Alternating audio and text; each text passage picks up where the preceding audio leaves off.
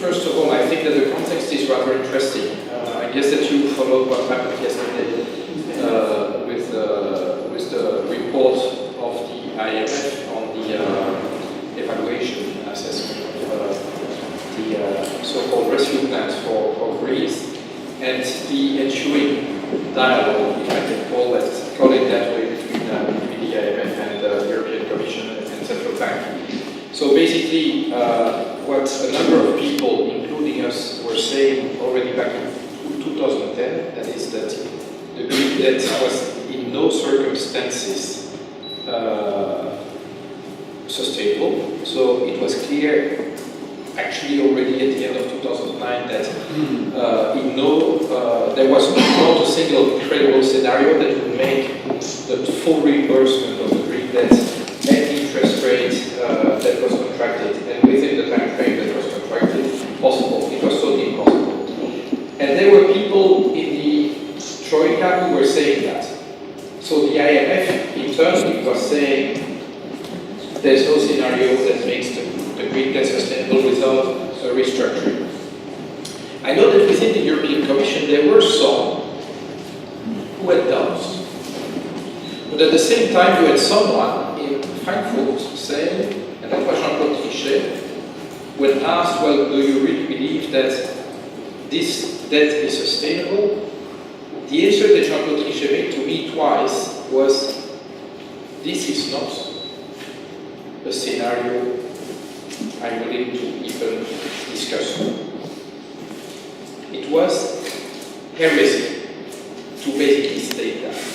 And so you went to the European Central Bank, and of course it's quite important that it's that institution, saying, over my debt model.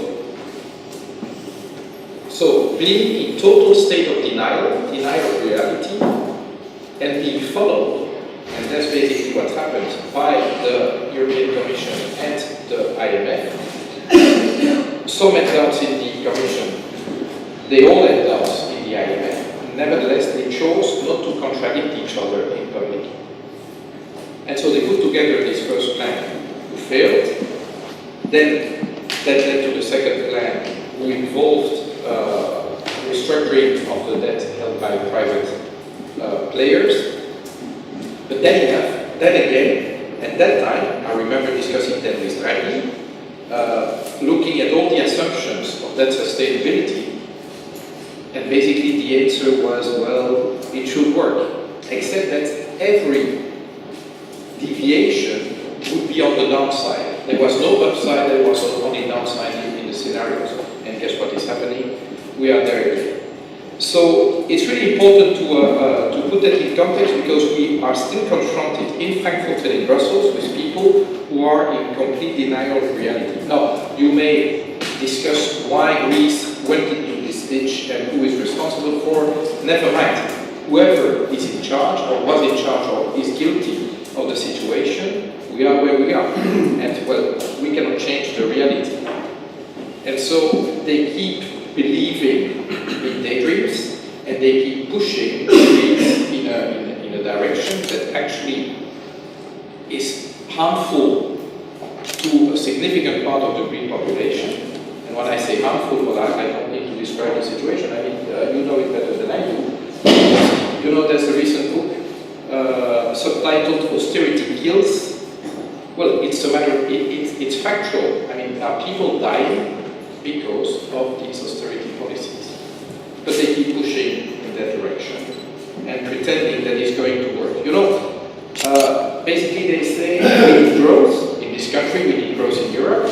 The two obstacles to growth are too big public deficits and debts and too little competitiveness. So you solve the public debt issue by cutting on expenditures, you solve the competitiveness issue by cutting wages, and that should work. Well, it should have worked in 2011, it should have worked in 2012, it should have worked in 2013. Okay, it's going to work, believe me. And it's all about belief.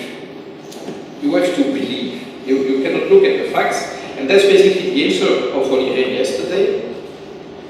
Don't listen to those guys. It was already the case when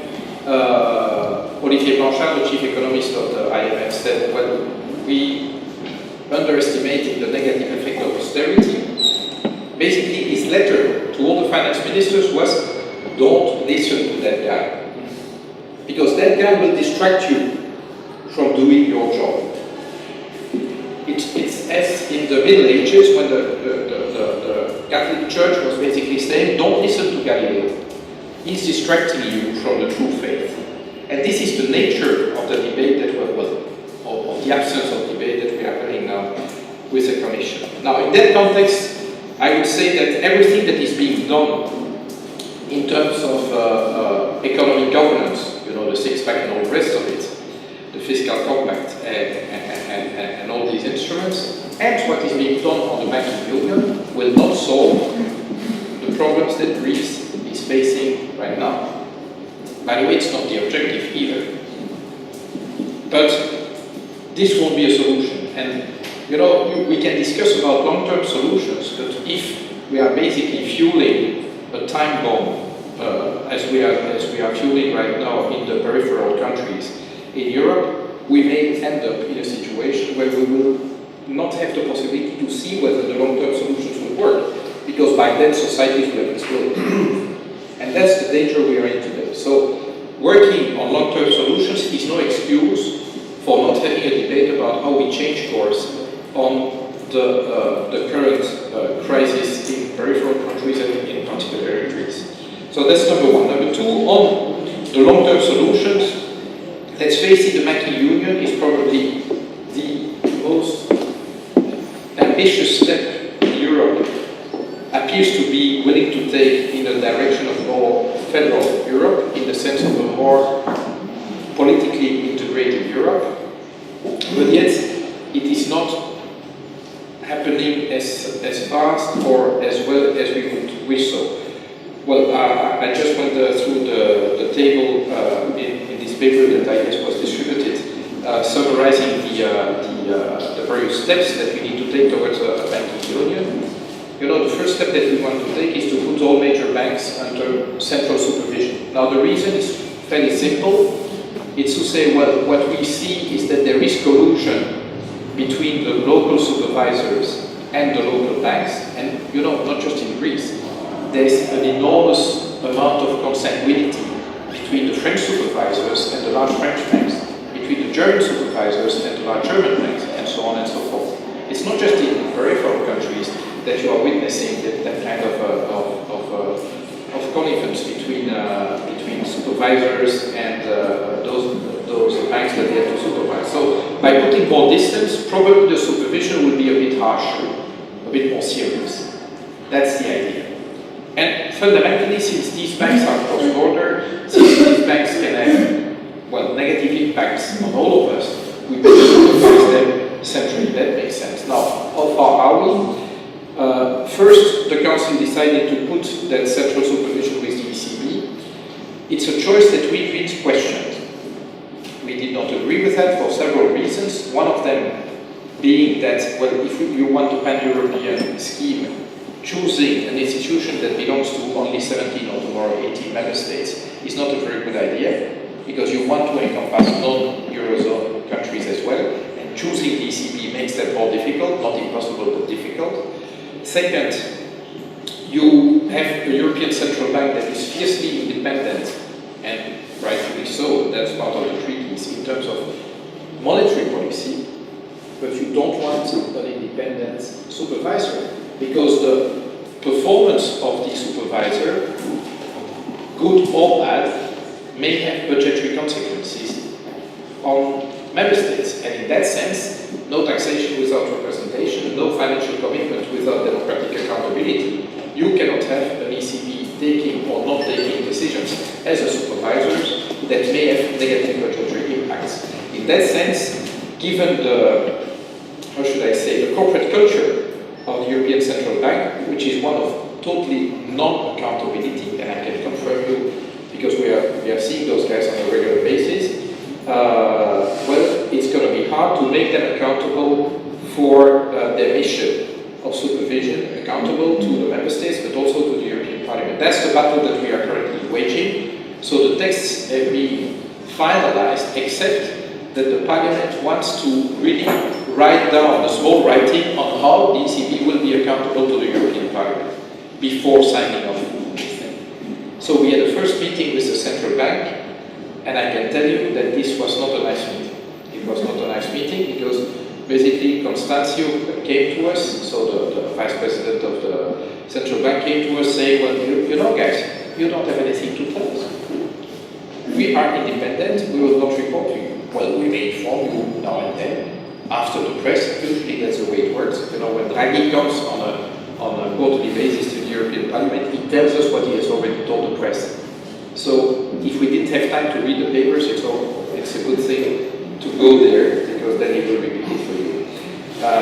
That's a respect he has for the European Parliament. Now you might say, okay, he's independent in his monetary policy, but we want him to be accountable. And being accountable, in my language, means risking to be fired if you don't do your work properly. And there we will see how much power we can gain in making sure that these people are really accountable to us. Now finally, why is it a problem to have the ECB doing that? Well, connecting to the first story I talked about, the ECB was the key player driving the whole Troika into a state of denial. They were the ones who were the most ideological about debt restructuring. And so you would give to one of the most ideologically driven bodies in Europe the power of supervising banks. Not sure it's a very good idea. Now, that was the choice of the heads of states and governments, and there we had a political choice to make. Because we don't agree with the ECB, will we then oppose the process? Or, because we see this as an opportunity to foster deeper integration in Europe, even if we don't like the architecture of it, we will support it. And that's the choice that we made.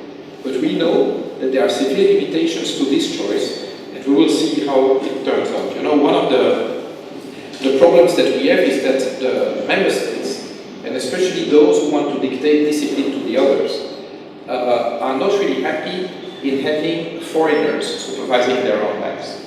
Typically Germans, but also French, I don't worry about that. They are not better than the Germans, but they would say, okay, we basically want the status quo to be preserved, so let's say that the French supervisors who supervise BNP Paribas, the German supervisors who supervise Deutsche Bank, will do so with just a different name tag on their breast, and that's going to be an ECB name tag, but it will remain the same people. Now, we will see how far we can go in making sure that the ECB builds up its own supervisory capabilities and does not depend on the current national supervisors to do its job. And again, that will be a bone of contention, because some had the scenario that the ECB would do the whole mission with 500 people. So supervising the 150 or maybe 200 largest, most important banks in Europe with 500 people. You must be kidding. And of course, relying on the national supervisors to do the rest of the job.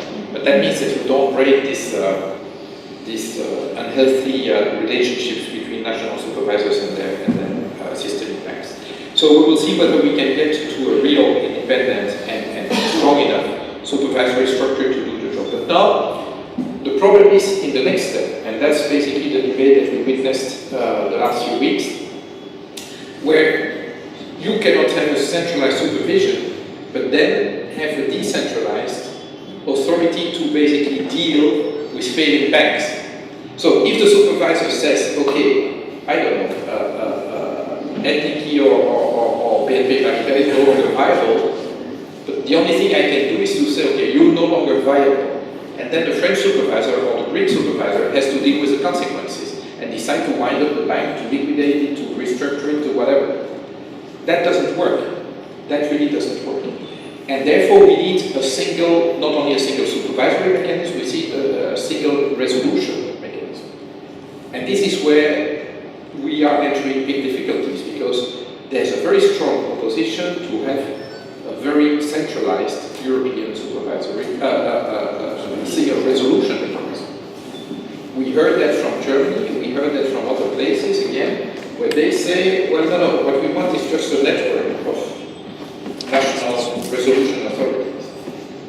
this is the text that we are currently discussing when the European Parliament took a vote on the resolution and recovery directive. But that's basically it. How can we standardize and network the national resolution authorities? And some would like to stay there. You know that the Council at this moment has not even yet approved its version of that text. So we stand ready to negotiate with them. They are not even ready. And sources in the Council tell us, well, you know, we may or may not have a position in June. And if it's not June, then it's July. And if it's not July, it's September. And that is a sort of precondition for the single resolution mechanism, because you first need to know the common rules. And even on those common rules, we are not in a position yet to even negotiate, let alone vote on the final agreed text. So I hope that we can still do that within this mandate, but it's not a certainty. Then, single resolution mechanism. We know that the European Commission wants to propose an integrated resolution mechanism, whereas this discussion that took place between Merkel and Hollande last week produced a text that is a bit ambiguous, because they still speak about basically strong roles, well, depending on how you read this, but they see the only role or strong role for the national resolution authorities. Now, are they really supporting an integrated resolution mechanism? No one really knows, because it's so ambiguous that you don't know exactly where to go. The only thing is that both said, okay, we have to proceed without changing the treaties. So at least they want to do something reasonably quickly. That's for the second pillar of the banking union. Third pillar, I'm afraid to say that you can already forget it, because there's absolutely not the slightest hint at the commitment of having a single deposit guarantee scheme. Again, the text on the common rules for deposit guarantee schemes in Europe, that text has been blocked by the Council for the last 18 months. So, the European Parliament approved its version, we're still waiting. So, look, Resolution and Recovery Directive, Council says, maybe we will decide someday. On DGS, they've already said, okay, we are putting that in the fridge for I don't know how long. So even common rules on deposit guarantee, they don't want. So I can look at the banking union plan as something quite good and a series of steps in the good direction. And there I would really credit the Commission for seizing the moment. You know, when they, in June, it's already a year ago, decided on the principle of the banking union, Barnier took the initiative of tabling an ambitious text on the single supervisory mechanism right after the summer. It took them 2 months to table, okay, almost 3 months, but to table a credible proposal. They acted fast and in a federal spirit. On resolution mechanism, I think that they are intending to do the same thing. So you cannot fault the Commission on this, but it's not the same Commissioner as the one who drives the Troika, of course. It's Barnier, it's not him. But Barnier, in his field, is doing the right thing. He is doing the right thing. And the guy is really convinced of the federal approach of the banking union. You can count on him. And you can count on him up to the end of the mandate. He will fight tooth and nail for that. But then again, you cannot do that without or against the member states. And let's face it, those who wanted the banking union in the first place have gotten cold feet. They don't really want it. And especially, you know, there's a tradition now. The country that wants discipline most wants it for others. It doesn't want discipline to be applied to itself. And we have numerous examples where Germany is basically forcing discipline on public accounts on other countries, but where Germany is not looking too nice, especially when you look at the public debt of Germany, there's a significant component missing, and that's what is called the contingent liabilities. So basically, the commitments that you took for pensions, or the commitments that you took for public-private partnerships, when you shift public debt to PPP so that it doesn't appear in your books. When you have a private company building a bridge or a house or an airport that you commit to reimburse over 30 years, it is not in your debt book. You don't see it. Germany is immensely adept at that kind of things. 43,000 public-private partnerships in Germany, but they don't appear in the German public debt. And when we in the European Parliament said we need to see that, Germany said no way, maybe in 2019, and then again we will think about this. Because you know there are no standards for that, and so we cannot explain. So when Germany doesn't look good, excessive surpluses, same thing. Commission adapts the alert threshold so that Germany doesn't come under scrutiny. Again, you know, it's a bit Caesar's wife. She cannot be suspect. She needs to be clean. So Germany is today Caesar's wife. Germany is clean by definition. Because if Germany weren't clean, Germany would not be in a position to dictate to others. So Germany must be clean. And there are people in the Commission that are complicit to that kind of diktat that basically demands that Germany remains clean. So I'm not saying that Germany is not a good example to follow in a number of domains. And again, if we look at the ability to innovate, the ability to have a good functioning democracy, etc., I think that there are many lessons that we can draw from the German experience. The drive for democratic accountability, you know, some people, and I'll finish with that, but some people have been criticizing the Constitutional Court in Germany, the one in Karlsruhe, for basically stopping or making the whole process of crisis resolution slower. But you should look at the arguments of the German Constitutional Court. Every time they've been saying, listen, we cannot do and take financial commitments to one another without proper democratic accountability. This Constitutional Court was created after World War II to make sure that Germany would never again become a dictatorship. And that court defends them. Why is it that out of the 27 constitutional courts, only one said, hang on one second, we have a democracy issue here? That's another lesson that I'm taking from Germany. I think that in that sense we should all become more German. And so that is a bit the balanced view that I have about that, but let's face it, nowadays policy making is over-determined by Berlin, not just because the Germans have grown more assertive, but also because all the others do not stand up to Germany. And that's a bit the problem that we are in today. I think that's, well, two things. First, on your first question, what was the alternative? The alternative was to recognize head-on the fact that the Greek debt was unsustainable. By the way, most observers, most financial markets were recognizing that. Now, if you start with a denial of reality, you at once lose every credibility of your plan. So it's already writing down that you are going to fail. Because you start from a starting point that is so removed from reality that you stand no chance because, well, you're totally disconnected. So it will never happen. So the condition for that would have been to recognize very early on, yes, we need to start with a restructuring of the Greek debt. And then the answer of the Commission is, yes, but that would have had contagion effects. Well, I think that the Greek debt, the way it was handled, had contagion effects. Because the way we went about putting together the assistance package for Greece was totally uncredible.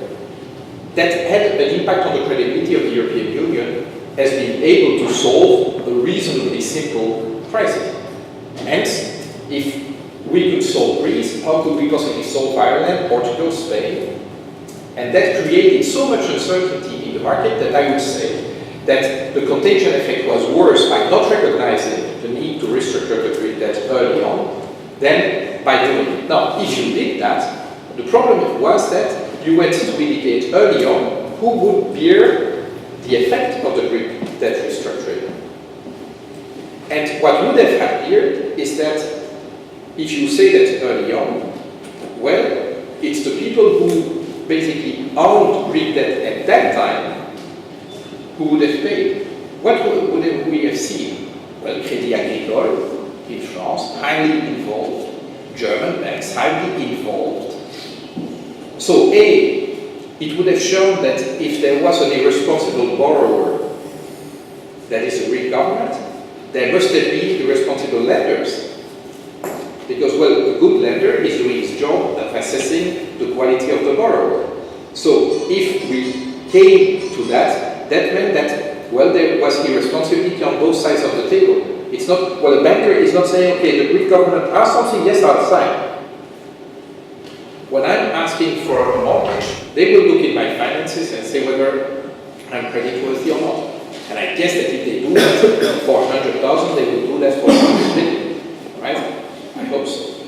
Now, recognizing that would have A, shown that the guilt, to use the term that was so much used, was spread across the continent and not just in this country, and would probably have forced governments, not just in Greece, to shore up their banks again. And so it was more politically comfortable to kick the can down the road and to pretend, rather than to recognize the inconvenient truths early on. Now, in 2012, they couldn't do otherwise, but by then, of course, those private players who still had Greek debt had to basically give up on 100 billion, which is the largest restructuring in modern history. But then again, that would leave most of the remaining debt with who? With public players, that is governments. If Greece defaults fully on its debt, well, my country, Belgium, will be in the red to the tune of 7 billion. And that's not a small amount. And of course, Germany as well. But again, Germany is not the only one lending money to Greece. So I find it a bit strange that basically we are not applying the polluter pays principle. Who were the irresponsible people? Well, the successive Greek governments, obviously, and the banks, which were all too happy to lend money to Greece in an irresponsible way. Because they could know that Greece was insolvent. Yes, they could know it. I mean, if Deutsche Bank tells me I am not able to assess the quality of the signature of the Greek government, I would advise then Joseph Ackerman to seek another job. Because probably banking is not for him. So no, they had every means to know better than anyone. And so they were irresponsible, and I would have liked these people to pay, and not the taxpayers. I prefer to locate the cost of the guilt with those who are guilty, and not with others. I don't want to spread that. But okay, for these ideological reasons, and because they are big buddies with one another, and again, who are the people that ECB is talking most with, if not the major systemic banks across Europe? So it's no surprise that Trichet didn't want to recognize the need for restructuring. He wanted to buy time for those people to save as much as possible, so that when the inevitable came, well, then we could spread the guilt and the cost across the board, and then you say, we were all guilty, you know? That's easy. So no one is really to blame, because it was a collective mistake. No, it was not. It was not. So that's on the first question. On the banking union, it is not because this is unfinished business that we shouldn't do it. It's not going fast enough, but then again, I would say that you cannot improvise such things. So when the principle was decided in June 2012, it was quite obvious that it would take more than until June 2030 to make it happen. I'm not surprised that it takes 2 or 3 years. It's normal because this is complex business. What is more worrying is the fact that the political momentum, the will to really do it in a credible way, seems to be waning now. And that's the whole debate about, well, how should I say? We have a question to answer since the beginning of the European Monetary Union. The euro was a political project, and still is. It was not about an optimal currency zone, it was about a political project of integrating Europe more closely in political terms. Since no government wanted really to have a federal government, people thought, okay, if we do the euro, this will follow inevitably. And it's logical. I mean, there's no currency union that held together over time without basically a political reality behind it. And you might say, well, the French CFA franc in Africa is holding together. Yeah, but it's because France is standing behind it. as the state, as the sovereign. But in Europe, you cannot have a sustainable euro without a European federal state. That's as simple as that. Now, that decision of acknowledging this is still, again, delayed and delayed and delayed again. Because when member states act as if they are not too sure that they would be better off, really, if they integrate much more deeply in terms of budgetary policy, tax policy, social policy, and therefore democracy, then if they remain on their own, it's still ambivalent. Because they know that if they pool sovereignty, they then appear as not being the big guys any longer. I mean, you know, this whole debate about taxation, for instance, and fighting against tax fraud. Well, it's obvious that if you want to tax large multinationals, the only way to do that is to have basically one single corporate tax code across Europe. And then to change the bargaining power that you have towards these large companies. Now, I see that member states, up until now, have preferred to cling to the illusion of tax sovereignty by saying, no, I will have my own corporate tax code, because I am Greece, I am Germany, I am Belgium, and I decide. But it's an illusion, of course, because against Google, Amazon, and all those guys, you're powerless. So, you prefer the illusion of sovereignty than accessing the reality of sovereignty by pooling it together. But that recognizes that the real power is no longer in Berlin, Paris, or elsewhere. It's in Brussels, not Brussels, capital of Belgium, but Brussels, capital of Europe. And that is a step that the vast majority of heads of states and government don't want to take. They don't want to take it. So they want to do as much as possible without doing it. Because that would recognize that indeed the king is naked. I mean, sovereignty has gone already. And banking union is precisely that. When you give up the supervision and the crisis management and deposit guarantee on your major banks, you acknowledge that the real sovereignty can no longer be reached at the scale of even large countries such as Germany. The only chance we have is to exert it at the level of an entity of 500 million people, and that is European Union.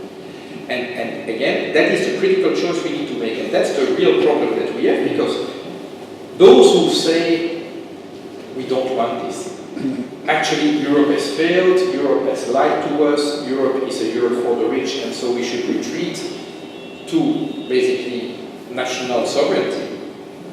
They cry loud, both on the extreme left and on the extreme right, saying, well, you know, we will be better on our own. And maybe someday we will redo a nice European Union.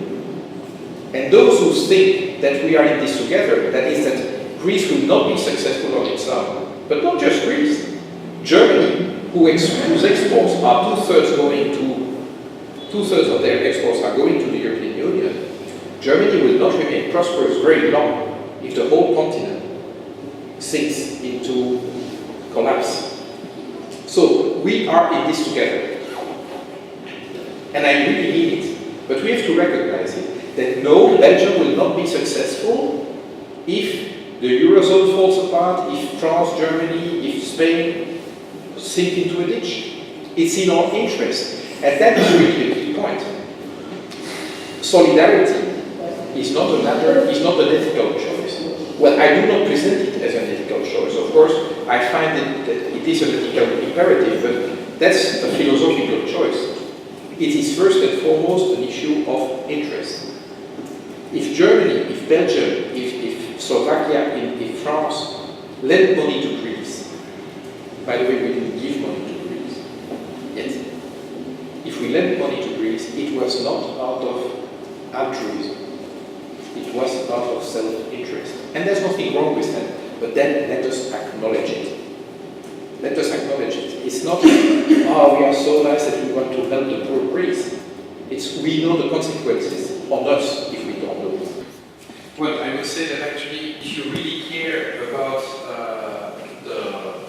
the social time bomb and the environmental time bomb, then you have to deal with the way finance has taken over the economy, because there is the key driver. So I'll just provide a few answers, and thanks for your compliments on our competence. Well, we are still learning a lot. On the independence of the European Central Bank, actually, in terms of monetary policy, I think that it is good to have checks and balances in the system. That is, if you have a central bank that A should buy public debt on the primary market, and 2 is not independent, then you have no checks and balances in the system any longer. So, central bank independence is a good thing, but what is not a good thing is to forbid the central bank to be a lender of last resort for member states, for countries.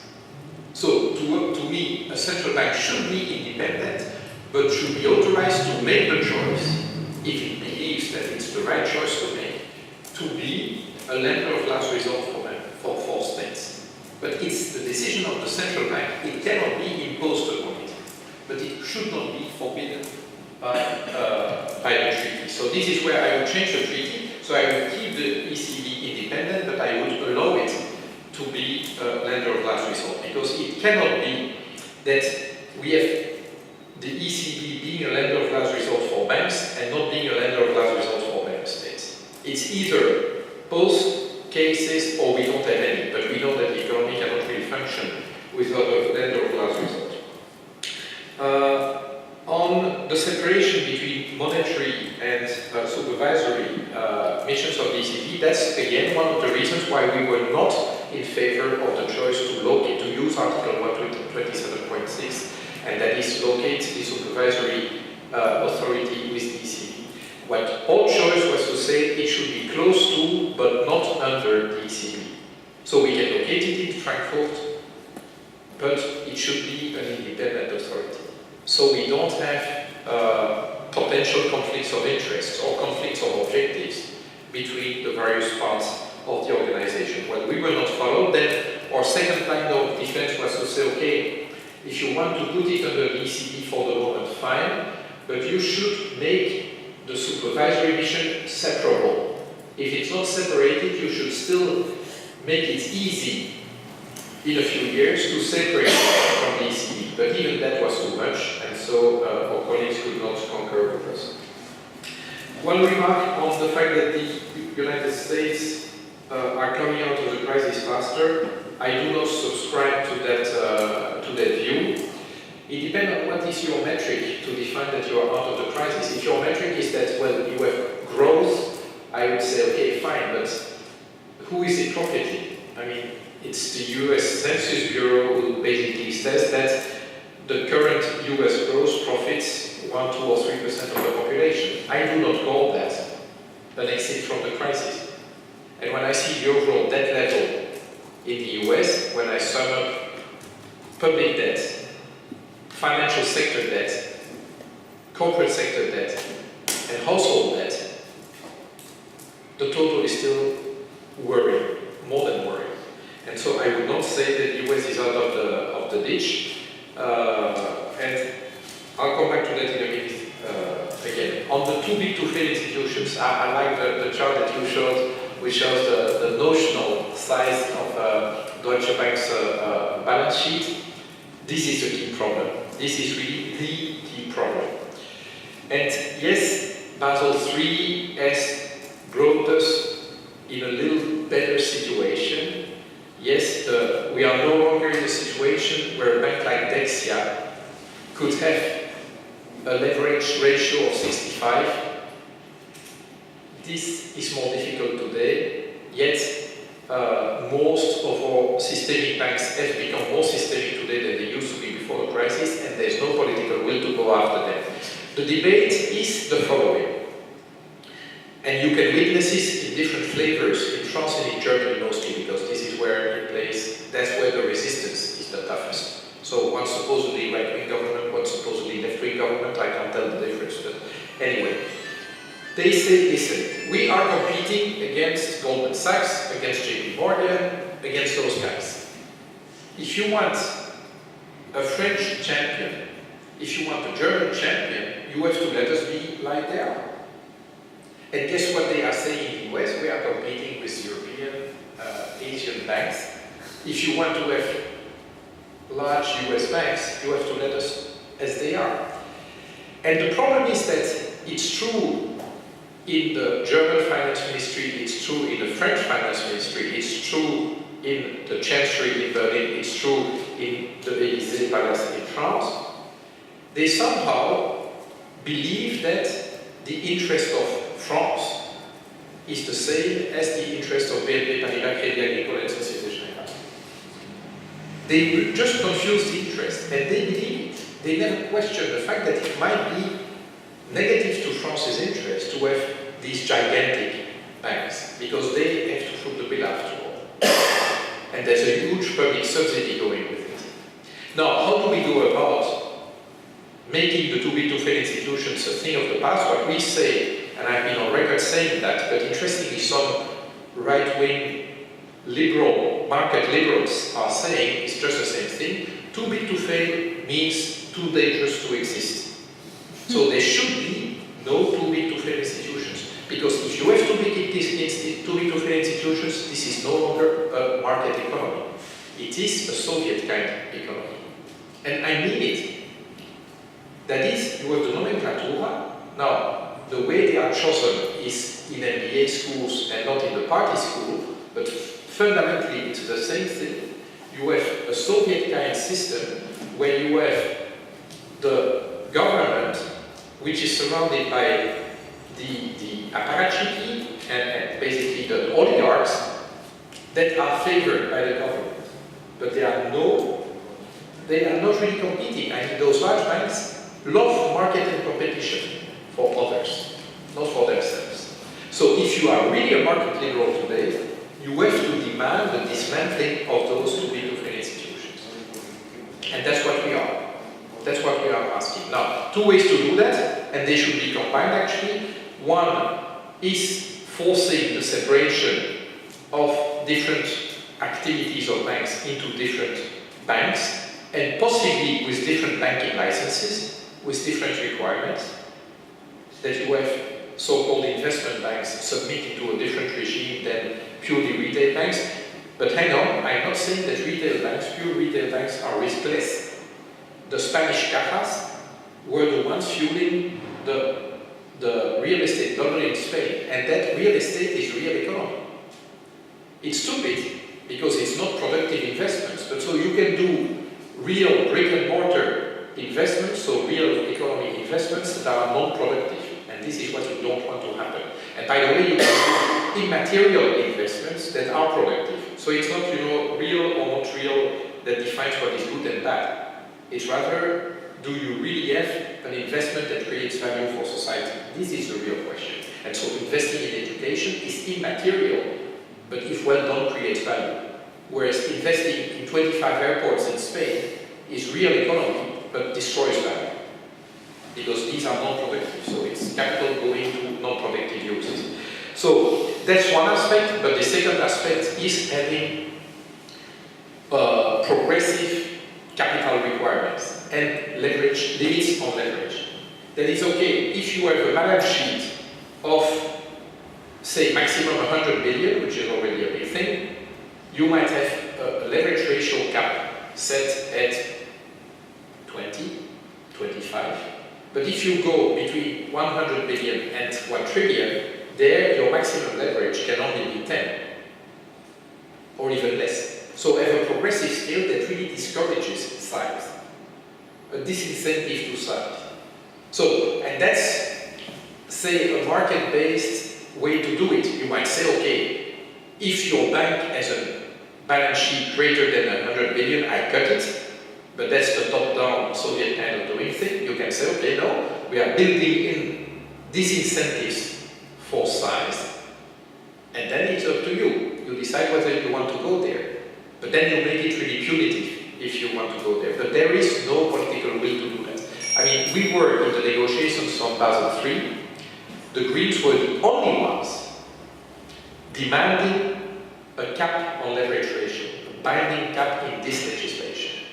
I mean, and something else than the 3% that was mentioned, of course, which is a leverage ratio of 33. So we demanded that, we didn't get it, because there's no political consensus. You know, when I'm talking to the trade unions of the French banks, they tell me exactly the same thing as the bosses of those banks. Well, we need to be able to compete. And then they say, if you want to cut us down, it will be negative for jobs. And then I'm asking them, well, but hang on one second. When you see bank mergers, you say that you worry about jobs. So concentration destroys jobs. So deconcentration should create jobs. It cannot be both ways. If you deconcentrate the banking sector, normally it would make it more job intensive. But it cannot be true both ways, so you have to choose your camp. Either you believe that too much integration is bad for jobs, or too much disintegration is bad for jobs, but you have to choose. It can't be both ways. But okay, so the unspoken consensus not to do something about too big to fail is still very much there. And we are in the minority on that, and I hope that this can change over time. Now, the last thing that I want to mention is about leverage and growth and debt. Let's face it, the last 20 years, maybe a little more, most of the growth that we've seen here in Europe and in, say, developed countries was fueled by credit. It was not growth that came from innovation, from intrinsic value creation. It was basically borrowing from the future.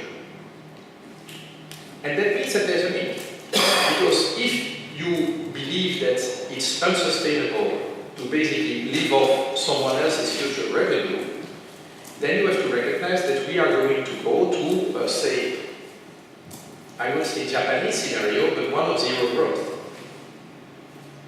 And then the real question is not how can we invent artificial growth, which is what has been done so far, and that connects a bit to what you said, but rather how do we rebuild our social protection systems, or taxation systems, or government systems in a world where growth is no longer there? That is the real hard, difficult question. Because if the price to pay for growth is destroying the social fabric or destroying the planet, of course this won't last very long. And this is not what the economy should be doing. And in that sense, well, as I said, I do not believe that the US are out of the crisis, but I do not believe that we are addressing the right issues, especially when I have that kind of conversations with the European Commission, let alone the central bank. They look at me wondering, what does he say? He doesn't belong to the circle of reason, you know, that's the way they talk to us. We say, well, let's look at the reality. If we agree that all societies are way too much leveraged in terms of borrowing money or resources from the planet, from the future, then we have to deleverage massively and learn living with it. But the key problem is the following. Why are politicians in love with growth? Well, because growth allows you not to answer the difficult questions. If the size of the pie is always getting bigger, then you can always give something more to everyone. Now, the 1% may end up having something more like that, the 99% may end up having something more in that size, but everyone gets more. And that allows you to how should I say, to ignore a very deep issue, which is one of equality or social justice. If the pie is in theory unlimited, you can say, okay, some are getting very rich faster than others, but in theory, everyone can get immensely rich because the size of the pie is infinite. If you recognize that the size of the pie is finite, then there's one question that comes back in your face immediately, is the one of distribution. Is the one of, well, if the pie is not infinite, then you have to make sure that you have a level, an acceptable level of social justice and distributive justice in society. And that's a hard question for a politician. Because you don't want to give someone by taking away from someone else. But basically that's what you need to do. And that's of course a challenge that few policymakers want to step up to, and that's of course translated into the taxation debate. And in my country, you know, taxation is a bad word. But I believe it should become a nice word again, because taxation and appropriate taxation in terms of redistribution, funding common goods, and incentivizing or disincentivizing negative externalities, well, putting a price on negative externalities, well, these are three functions that I prefer to give to a system, a taxation system that is rooted in a rule of law, rather than left to the jungle. I still want to live in a society, and one part of the price to pay for a society is taxation. And no taxation without representation, no taxation without democracy.